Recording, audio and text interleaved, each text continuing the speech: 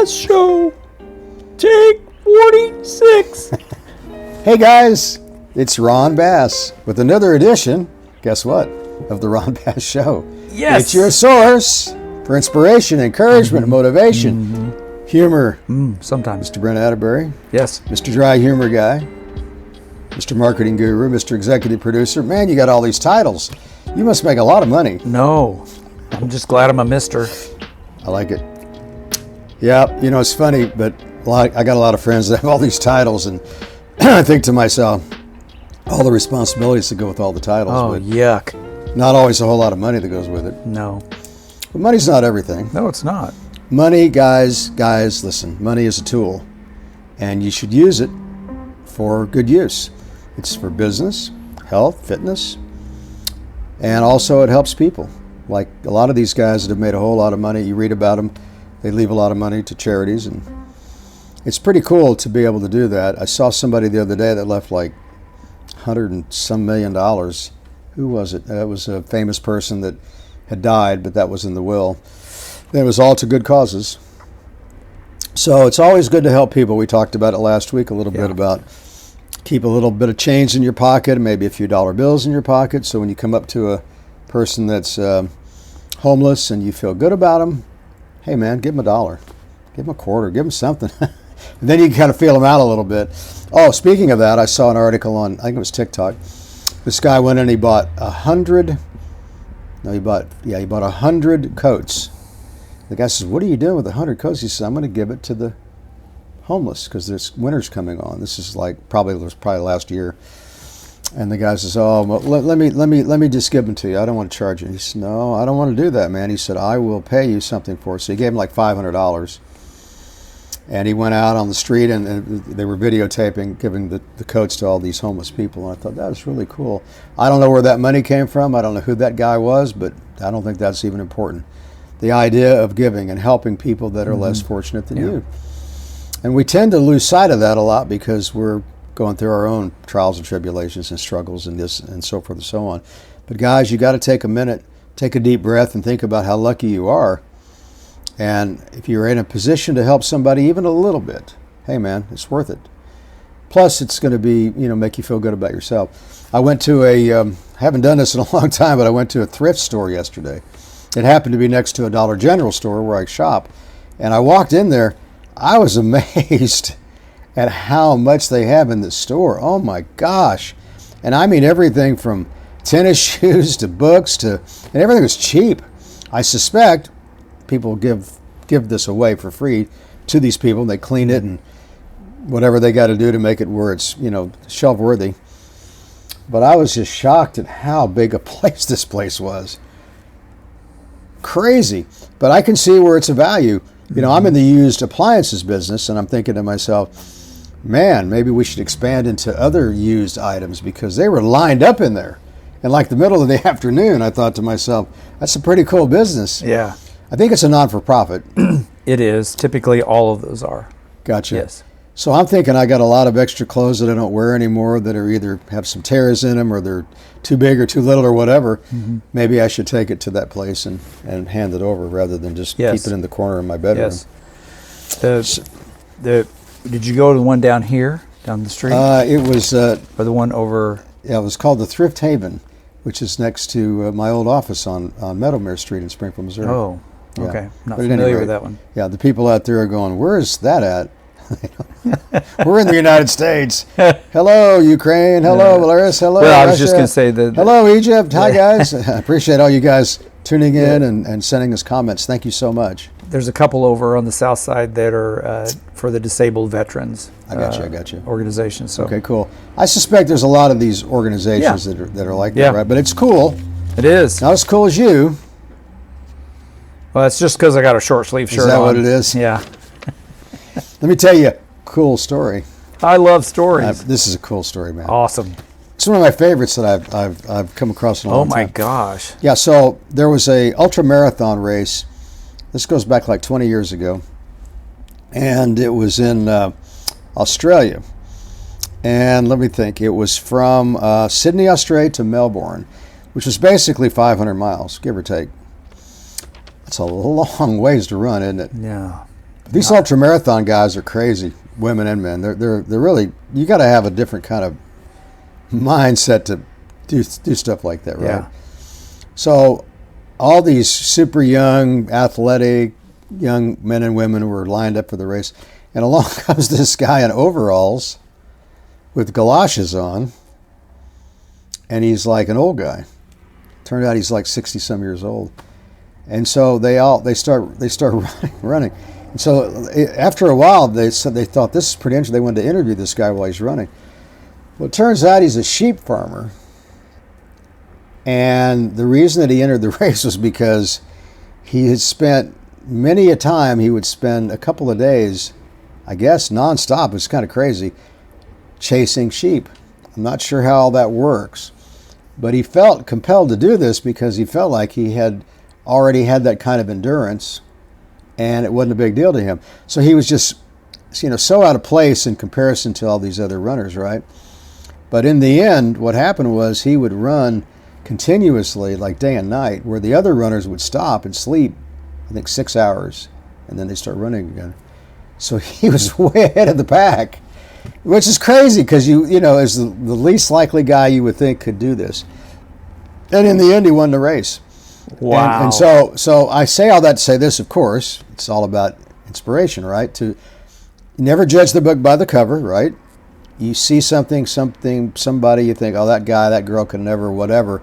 No, you don't know. And in this case, this really, really proves that point. I mean, double the age of all these other kids, let alone the way he was dressed and operating, that's pretty wild. But to have that kind of endurance at that age, particularly, and to win that race, that's wild, huh? What do you think motivated him? I'm wondering if he thought everybody in front of him is a sheep. So he's got to chase him. That's a good one. I like that. You're funny. You're so funny you should be on stage, and there's a stagecoach leaving in about 15 minutes. I'll be on it.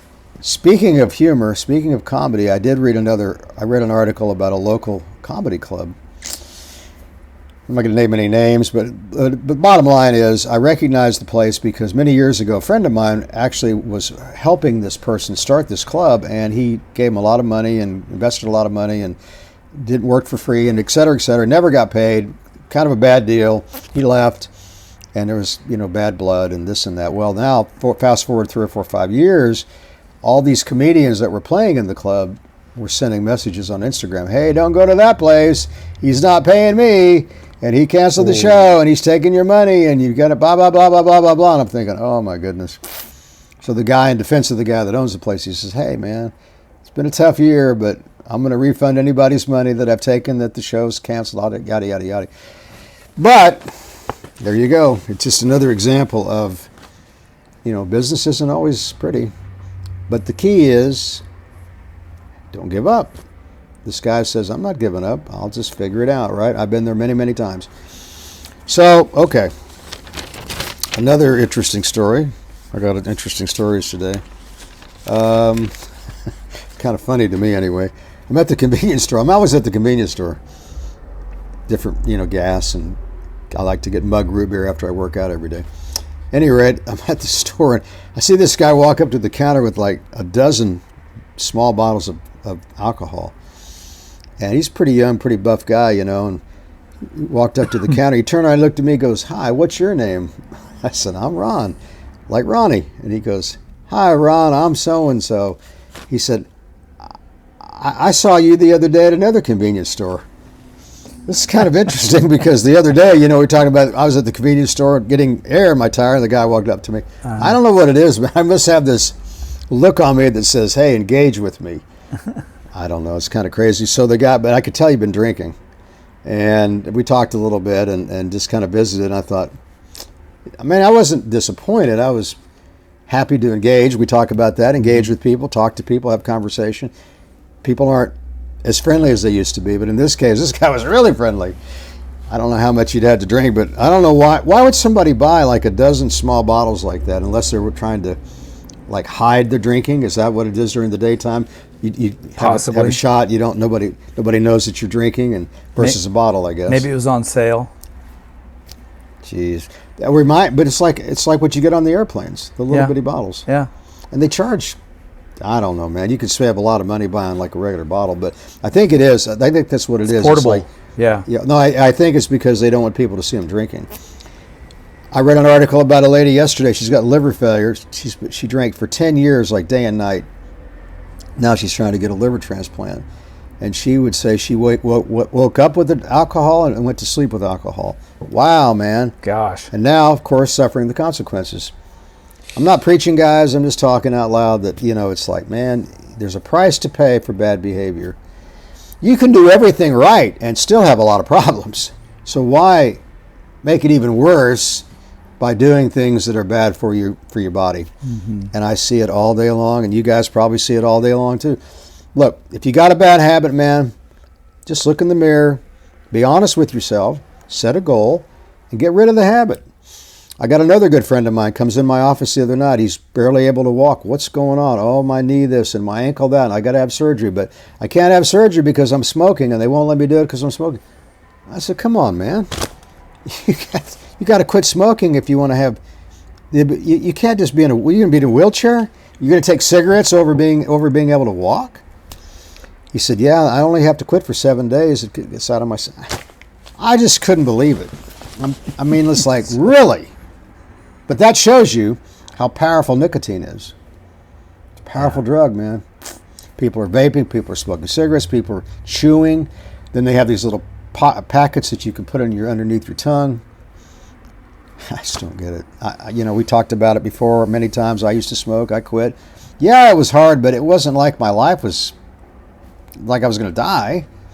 You just have to trade the habit for another habit. Go to the gym or do yoga or eat more, do something. You don't want to get obese, but that's probably better than having lung cancer. Probably. They said that lung cancer is the number 2 cancer. I think number 1 cancer was colon cancer or something like that. Wow. Yeah.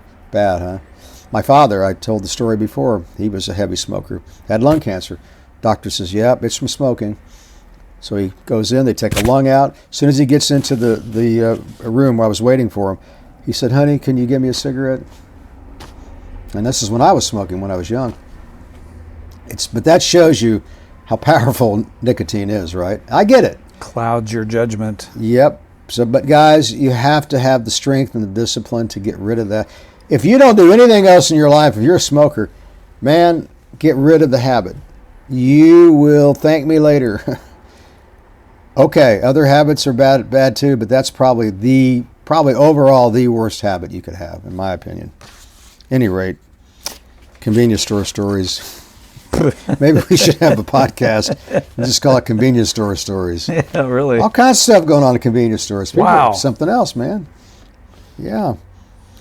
Speaking of convenience stores, Walmart. Did I tell you the story about the greeter that came up to me the other day and he says, hey, man, how's it going? You bought a new pair of jeans? I said, yeah. He says, I remember when I went to a Walmart years ago to buy some jeans, and I met this lady in the aisle, and she was going to help me to find whatever I wanted, and we got to talking, and we talked for an hour and a half. And do you know what? I married that girl. Wow. Yeah. I'm thinking, wow. I'm just walking out of the store, man. I'm getting a whole life story. It's another example of somebody coming up to me wanting to talk to me. What is that all about? I don't know. Maybe he was looking for a new soulmate. Is that it? He likes I must have this sign that says, like, hey, talk to me. Yeah. Engage with me. Yeah. No, I think it is just that, if you have a friendly demeanor, but then you get all these crazy people that come up to you too, want to talk about, and then want to take advantage of you. And got to take them all. Look, guys, it's a double-edged sword, but look, you have to take risk. Life's all about risk. Right or wrong? Well, I'm asking you a question. Yeah. Okay. I'll go with you on that. Sure. And it's not risk all the time. No. Kind of is. All day long you're making decisions that could make or break you. Oh, speaking of that, last night after class, we heard this bang, and we walk outside, a motorcycle guy got hit. So my black belt, who was also a medic in the Marine Corps, ran to the guy. And he was laying there, his arm was broke, and he was bleeding, and he took him some water and comforted him, and he said, Ron, call 911. I call 911. Oh, my God. They go through this like 20 questions. And you're standing there and this poor guy's laying there. All you want the 911 to do is to get an ambulance to come. Come right now. Yeah, ask me all these questions. Like, is he breathing? Oh my God, yeah, he's breathing. Is he conscious? Yeah, he's conscious. I think his arm's broke. Well, don't touch him. Don't do this. Don't do that. I'm thinking, wow, can you please send the ambulance? Oh, I'm going to get to that. This is 911. It's a script. Oh Yeah, my they're going off goodness. the Yeah, script, huh? Yeah. When you answer the question, they type in the question, then it gives next question. Oh my goodness gracious. So if you say, I don't know if he's conscious or not, then they have another answer for that. So. But hey, this is another example of why I love martial arts, because when you have confrontation every night, and something like this happens, you don't even think about it. You're just very. I told my black belt, I said I don't even think my heart rate even went up at all, and here's an emergency scenario. So that's another advantage of being in martial arts. You get to where you sort of desensitize to any kind of a uncomfortable scenario. Any rate, so much for all that. But yeah, the guy was okay. I mean, he wasn't okay. He went to the hospital. But I mean, his arm wasn't pretty. And the guy that ran out in front of him was an old guy that could barely hear you. You had to talk pretty loud. I felt bad for him because he didn't mean to do it. Yeah. He probably is going to have all kinds of problems because of it. But motorcycles, man. Look, I get it. People love to ride motorcycles. But when you have an accident on a motorcycle, that's not good. You have no... you're not covered by anything. You're just like out in the open, except for a helmet, maybe. Yeah. So it's very easy to get really, really hurt, or let alone killed. We were traveling. We were going down the road, and it was 70 miles an hour. That was the speed limit. Okay. I was going the speed limit. Yes. And the semi, probably 10 car lengths in front of me, one of their tires blew out, and big pieces of tire was flying all over the road. Yikes. We swerved a few of them, hit a few of them, but in a motorcycle, it just takes a little piece of that Yikes. tire, and you're flipping or you're crashing. So you're right. They're not safe. They're fun to drive. They're not safe, but... and I know a lot of people love them, but man, it's dangerous when you're out there. But it's not even your fault half the time. You're right. But hey, it's just the way it is, I guess. Well, I guess I've said enough. How about you? Any breaking news? I got a question. Yes? Those photos behind you, those are new. Yes. Is that the Wall of Fame or Wall of Shame? No, it's the Wall of Fame. Okay, just kidding. My black belt decided to decorate our dojo up a little bit more, and so he's put a bunch of pictures on the wall, like a collage. Awesome. Of the students. We had a new student last night get his promotion to blue belt. He's 16. Congratulations. Been doing it since he was like 7 or 8. So when you turn 16, you get an adult promotion. Oh, okay. Yeah, so I was really happy for him, and a lot of really talented people in our gym, so it's exciting. Yep. Awesome. Okay. So there you go. Well, so does it take you a long time to grow a beard? No. Okay. Well, it does me. It does? Yeah. That's because you're fair-skinned. Okay. Fair-skinned. Yeah. I'm Mediterranean, so I grow hair quick. Yeah. So I'm, Alaskan or what am I? Well, you're pretty white. Yes, I am. But does that mean I have less hair on my chin? It's just harder to grow hair. Well, anyway, I've gone on 2-week vacations. I can't imagine seeing you in a beard. Oh, well, I've gone 2-week vacations, and it's like that long. Oh, really? Well, you grow a beard pretty good then. No, 2 weeks. Oh, okay, yeah. My hair grows quick. Okay, mine doesn't. Yeah. I shave every morning, but it stubbles. Okay. So, anyway, there's been another Guinness World Record achieved. Oh, my gosh. And it's a guy from Birmingham, Alabama. It took him 10 years. He grew a beard that is 3 feet 6 inches long. Oh, that's bizarre. 3 feet 6 inches long. That's crazy. Yep. Not to change the subject, but I was on an airplane one time. He braided it. See, look at him. Oh my God, that's crazy. I was on an airplane one time going to Birmingham, and this guy on the plane says, "Ain't no ham like Birmingham." I never will forget that. Ain't no ham like Birmingham. Yeah, you better go try the ham then. It's a very racist city, by the way. A lot of anti-black mood there. Okay. Yeah, it goes way back to the day. That's too bad. It is too bad. But it's well known for that. That's where they had all the fire hoses against the blacks back in the day, and they were protesting, and a lot of crazy stuff went on there. today, my son-in-law is like this, but today is Be Bald and Be Free Day. Be bald and be free. I don't know how you celebrate that if you're not bald. Okay. I guess it's only for the people that are bald. Okay. Unless you want to shave all your hair off and then be bald. I see a lot of people do that. Yeah. So, and the big one today is National Dessert Day. Ooh, that's so what that I'm means talking about. ice cream Ice tonight. cream tonight. I had a donut last night. Oh, gotta have ice cream. And I had a raspberry filled, what do you call them? There's a name for them when you, it's like a donut with raspberry inside of it. Oh, it was good too. Man. I don't know. Well, it was a lot of sugar, a lot of calories, I know that. Yeah. But it sure was tasty. Awesome. Yeah, awesome possum. Yep. Is that all the breaking news we got today? That's all I got, Oh my sir. gosh. Well, have we bored people enough, you think? I I think we have. yes. Any words of wisdom before we get out of here? Oh wow, today is National I Love You Day. Aw, Dedicated to expressing love and appreciation towards friends and family members and significant others. I got you. No, I just think, hey, it's autumn or fall or whatever you want to call it here. It is almost. I'm loving these Yeah. temperatures. I'm loving the 70s, 60s, 60s, 70s, 70s, maybe an 80 here and there, but it's very comfortable. Yeah, the evenings are a lot more comfortable. I leave my door open at night. It's nice and cool, and I sleep so much better. And Supposed to breeze get come through. cool off this weekend even more so. So well, we're in the heating and cooling business, so we'll probably start seeing heating calls. yes.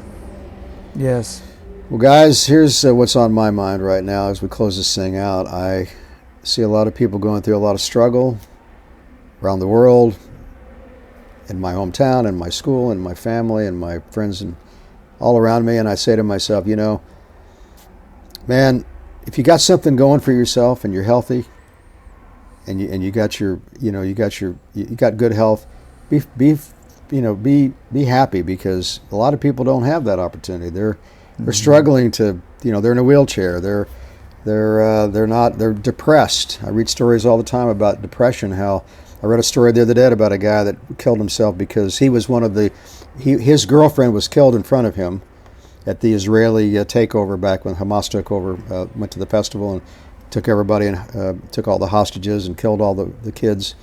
And so he tried to shield her, and it wasn't successful. She died. He never forgave himself. And he said, he wrote a note a couple days ago. He said, I can't take it anymore, man. He said, I'm sorry, but I got to get out of this misery. And we talk about suicide. I don't want to end the podcast on a Debbie Downer, but look, that's an example of what I'm trying to say. That some people, you got it made compared to a lot of people, and we have to remind ourselves of that to be happy with ourselves, even if we're going through a situation that we're not completely proud of. If we're trying to improve our life, man, that's what matters. If you got a goal, work for it. If you can't reach the goal right away, just keep working. Don't give up. Stay the course, man. Don't ever just say, well, it's not worth it. It's always worth it to pursue what's important to you. So, anyway, I'm not trying to preach, but in the end, you just got to stay the course. Keep trying. Sometimes you got to back up a little bit, take a deep breath, and reassess, and then adjust and move forward again and try it a different way. It's okay, man. I've done it a million times in my career and all my different goals that I've set for myself. So I say all that to say this, man. Eventually, if you don't give up, those stars, they're going to line up, and you are going to be better for it, for not having given up.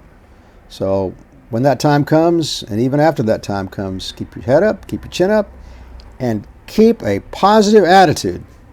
Until next time, adios, amigo.